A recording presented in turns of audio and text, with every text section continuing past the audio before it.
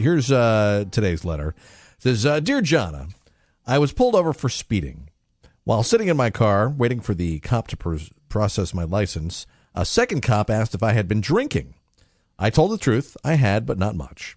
At that point, the first officer came back, spoke to the second officer, and asked me to blow into a tube. I guess it's the breathalyzer test, right? Mm-hmm. I did blow, but they said I wasn't blowing hard enough. I received a ticket for refusing the breathalyzer. They arrested me for DWI. I've never been arrested for anything before. When I got to the police station, they asked me to blow again. I did, and it was exactly .08. So why did I get a ticket saying that I refused? I'm confused, and I need your help. So, John, that laugh. Yeah. No, well, it is kind of confusing. See, there's a lot to unpack here, so we're going to do it in two phases. First, we're going to talk about the ticket that this person got was not a ticket for the actual breathalyzer. So I'll just quickly tell you what happens here.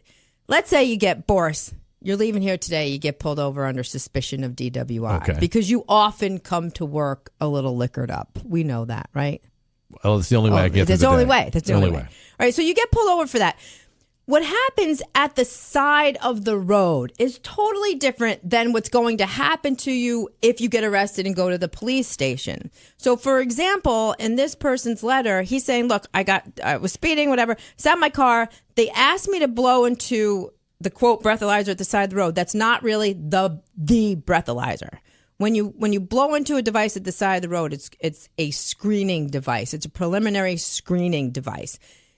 The cops will tell you that it only measures whether there's any alcohol in your system. They'll tell you that it doesn't give you an actual reading. And the purpose of that device is to just determine whether there's probable cause to go ahead and arrest you. Gotcha. All right. So it's either nothing or just a little bit. Well, but anything. But in truth, between us, it does give you a reading. It gives a number. It gives a number. But you can't have that number used against you. So the cops don't record that number. They don't tell you what it is. Just for them to kind of see. All right. But what happens under the law is that the preliminary screening test is basically a field sobriety test. And if you refuse to take that, you can actually get a ticket, just like you can get a ticket for speeding for failing to take the screening test. Right, but it sounds like he didn't refuse it at all. He just didn't do it the right way. And they right. So here's what happens. Cops will often... Let's just say that sometimes people will act like they're blowing into a device when they're really not. So they'll pretend because they know that they're guilty, though they'll go, but actually sucking in? Yeah, they're just trying to beat the system a little bit. And then sometimes, to be honest with you, people are blowing perfectly fine, but the device is not registering. So usually police officers, if they can't get a reading and they believe that the device is working properly, they will blame you for not blowing correctly, and then they can charge you for refusing that preliminary screening device.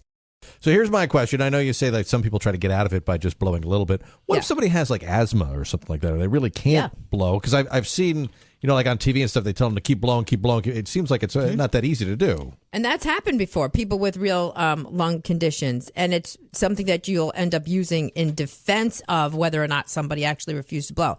But just to recap for a minute, this caller is talking about, he's not talking about a breathalyzer, even though he's termed it the breathalyzer. When you get stopped for DWI and an officer asks you to blow into a device on the side of the road, excuse me, that's a preliminary screening device. It's not the, quote, breathalyzer. All right. And you can get a ticket for refusing to blow into that. Or not blowing into it hard enough. Or not blowing into it hard enough. All right, so this guy got dragged down to the station then. So then he gets dragged down to the station, and that's where the real, quote, breathalyzer lives. And he apparently took that because he got a reading.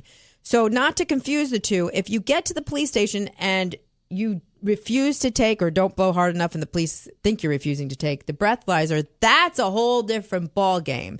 Because that's not something that you're going to get a ticket for. That's something that the DMV is going to be notified of. And if you do get arrested for DWI, you're going to fight your DWI charge in criminal court, and you're going to be fighting the DMV because you refuse to take a chemical test, as every single person who drives in New York is required to take if requested. Right. Now, this guy says he blew a .08, which is the legal limit. So now how does that work? Is this guy, he's at the limit, Is it 0.08 or above or 0.08 or below? You always hear 0.08. Yeah, so 0.08 would get you charged with an actual DWI. Okay. But usually, if you don't have any priors and you blow right on that line, there's a really good chance that the prosecutors are going to cut you a break, and you won't end up with a DWI conviction, but something else. So when does the actual breathalyzer take place? When they bring you to the police station? Yeah. But then by then, isn't your alcohol level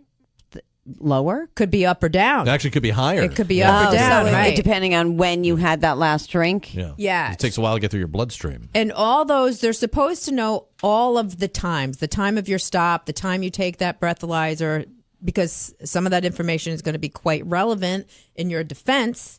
And there's a limited period of time. Like, you can't pull somebody over at midnight and then give them a breathalyzer at 4 o'clock in the morning, because those results aren't going to be at all reliable. A lot can happen to your alcohol metabolism. It metabolizes over a period of time.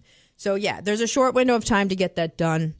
And but they're two totally different things. And you don't have to blow. That's the other thing I probably should mention. If an officer wants you to blow into a preliminary screening device to determine whether there's probable cause to arrest you, you don't have to do it. But know that you will get a ticket, and if you end up going to trial for DWI, they can use that information against you as evidence of guilt. All right. So this guy, what would you suggest to him? Because he says he got a ticket for refusing, even though he did wind up doing the whole thing.